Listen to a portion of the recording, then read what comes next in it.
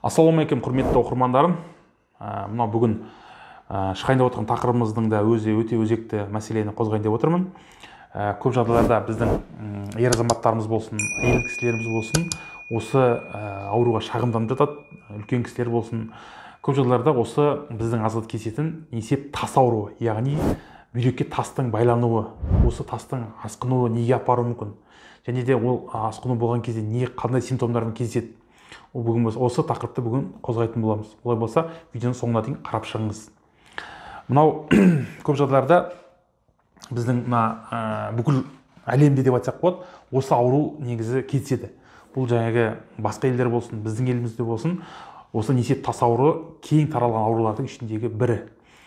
Алдымен несеп тас ауруына келетін болсақ, неге несеп тас ауру деп аталады? Яғни бұл зәр жолдарындағы тастың жиналуына байланысты осы ауру туындататын болғандықтан аты несеп тас ауру болып есептеледі, айтылады. Бұның негізгі шығу тегі дейміз ба, толық дәлелденбеген. Неге тас байланады? Осыған келетін болсақ, енді біздің ғылыми тұрғыда дәлелденген жазылған ғылыми кітаптардан алған мағлұматымыз бойынша, бұл тастың жиналу себебі бүйректегі жалпы ағзадағы зат алмасудың, яғни бұзылысы, бұл жерде май алмасы болсын, басқа алмасы бұзылуы болсын, осы ағзадағы тастың байлануына алып келетін жағдай. Одан кейін екінші себеп мынау сусыздану процесі. Ағзадағы сусыздану процесінің көпшілігі осы тастың байлануына алып келеді. Енді ол тас қайдан пайда болады? Әрине біздің ішіп отқан, жеп отқан тағамымыздан пайда болады. Өйткені біздің құрамызда генетикаға да байланысты болады. Сонымен қатар тастың пайда болу себебі зат алмасудың бұзылуына алып келетін әрине тағамдар. Тағамның құрамында глутамат қышқылдарының көбеюі, сонымен қатар сояның көп болуы, басқа да тасты кристалдардың пайда болуына алып келетін әрине бұл тағамдар. Тағамдардың барлығы асқазан жолдарына түскеннен кейін әрине бұл қорытылып ішек қан тамырлары арқылы бұл бүйрекке барады. Бүйректе фильтрациядан өтеді, әртүрлі сүзгілерден өтеді. Сүзгіден өткеннен кейін зәр толық сыртқа шығу керек. Осы кезде зәр жолдарындағы сүзілудің бұзылуы, болмаса ағзада сусызданудың болуына байланысты, зат алмасудың бұзылуына байланысты сол жерде тұздар пайда болады. Тұздардың пайда болудан кейін, егер де зат алмасы бұзылатын болса, осы тұздар өзіне арнайы кристаллизацияға айналып, әртүрлі тастарды құрайды. Бұл тастардың құрамы кальцийден тұруы мүмкін, фосфаттардан тұруы мүмкін, ураттардан тұруы мүмкін, әртүрлі өзінің химиялық құрамына байланысты болып келеді. Ал енді осы тастардың болу бүйрекке жиналады алдымен. Ол бүйректе болады. Одан кейін тастардың холестерин алмасудың бұзылуына байланысты, холестерин көбеюіне байланысты бұл бауырда тас пайда болады. Енді оны басқа тақырып деп ойлаймын. Енді бізге қатысты осы бүйрек тас ауруына келетін болсақ, бүйректегі тас қалай жиналады? Осы құмдардың жиналуы, шөгуіне байланысты өзінің кристалдарының құралу арқылы тастың пайда болуы. Ол мысалы жылдап жүруі мүмкін, білінбеуі мүмкін. Мысалы бір аяқ астынан осы тастың жиналуын білмей, мысалы түнгі уақыттарда тас бүйректен қозғалып несеп ағар жолына түскен кезде ғана біз тас ауру бар екенін біліп жатамыз. Ол қалай алып келуі мүмкін ауру? Егер де сіздің бүйрегіңіз тас жүрген болса, жарты сантиметр ма, 3 миллиметр ма, 5 миллиметр ма, 1 сантиметр ма, осы тастың бір бөлігі несеп ағар жолына түсіп кетеді. Мысалы, түнгі уақытта түсуі мүмкін, күндіз уақытта түсуі мүмкін. Осы кезде адамның ағзасына не болуы мүмкін? Әрине бүйректің шаншу пайда болады. Шаншу болған кезде бұл қозғалыстың шектелуі мүмкін. Болмаса дәретке, кіші дәретке, үлкен дәретке бара алмай қалып жатады. Біздің бүгін бір оқырманымыз болды, пациентіміз хабарласады. Не жағдай болды десек, бір жақ бүйрегіміз түнде ұстап қалды, сағат таңғы 3-4-те. Содан дәрігерге бардық, тексеру өткізді, дәрі берді, бүйректе тас бар деп айтты деді. Қалай байқалды? Енді қазір не дәретке бара алмайды, кіші дәретке, не үлкен дәрет жүрмей қалды. Енді қиын болып жатыр, ауру қайтпай жатыр, енді шыдау мүмкін емес деп.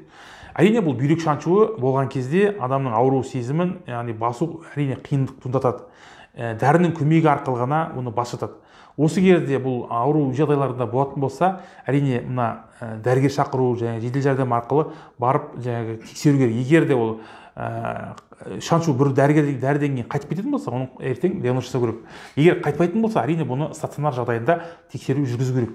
Ал енді осы тас түсіп кетті дейік, мысалы бүйректен түсіп кетті, оны қандай жолмен алуға болады? Әрине бірінші егер тастың диаметрі мысалы кішкентай болатын болса 3 мм 5 мм болатын болса, оны дәрі-дәрмектің көмегі арқылы ерітіп сыртқа шығаруға болады. Оның жаңағы суды көп қолдану, осы қозғалыс керек, секіру керек, айтып жатамыз. Осы арқылы десебағардан тас қуыққа түсіп кететін болса, ары шығу жеңілдейді. Ал енді егер де осы тастың көлемі, диаметрі 5 мм болсын, 1 см болсын, 8 мм болсын, өзігінен шықпайтын болса, ол кезде оперативті жол керек болады. Оның екі жолы бар. Бірінші лазерный литотрепсия деп аталады, яғни өркі жол арқылы, ротроскопты салу арқылы осы зәр жолдарында тасты іштен лазер арқылы сындырады. Ол бірінші жол. Екінші жол бар. Бұны сырттан ударный волновой аппарат арқылы сырттағы удар беру арқылы тастың іштегі тасты өтіп, сыртқа операциясыз жолмен алуға болады. Өкінішке орай кейбір жағдайларда болады, тастың асқынуларына байланысты іріңдеп кетуі мүмкін бүйрек. Осы кезде бүйрек пен қуықтың арасына стенд қойып жатады. Стенд ол бүйректегі зәрдің дұрыс шығуына қамтамасыз ету үшін. Ертеңгі бүйрегіңіз мысалы зәрді шығармай іріңдеп кететін болса, әрине бұл қиын жағдай. Соған байланысты оны стационардағы дәрігерлер оны ем шарасын жасап операция жасайды. Ал енді тағы бір кездесетін жағдай осы тас ауруында екі қабат әйел кісілерде кездеседі. Бір жағынан бұл кісілерде физиологиялық ұрастаз болуы мүмкін. Әйел адам бала көтергеннен кейін несебағыр жолдары физиологиялық тарылу болуы мүмкін. Осыған байланысты зәрдің сыртқа шығуы төмендеуі мүмкін. Мүмкін тас тұрып қалуы мүмкін. Соған байланысты екі қабат әйел кезінде әрине бұл жерде стенд қойып арқылы бұл мәселені шешуге болады. Ал енді достар, несеп тас ауруы шешу жолдарын айттық. Енді бұлардың басқа да түрлері бар, әрине. Бұл карловидный камень дейміз, бүйректі тастың үлкен түрлі болуы мүмкін. Оның жолда операция жолдары әрине бұл басқа операция жолдарымен шешіледі. Нефролитотомия арқылы, одан кейін ашық операция жасау арқылы болуы мүмкін. Әрине оның барлығы диагноз жасаған кезде дәрігерлердің шешімінен кейін жасалатын жағдай. Ал енді осы несеп тас ауруы жайында сіздерге видеомыз ұнаған болса, түсінікті болған болса, астына өз пікіріңізді жазып кетіңіз. Сіздің бүйрегіңізде тас болды ма?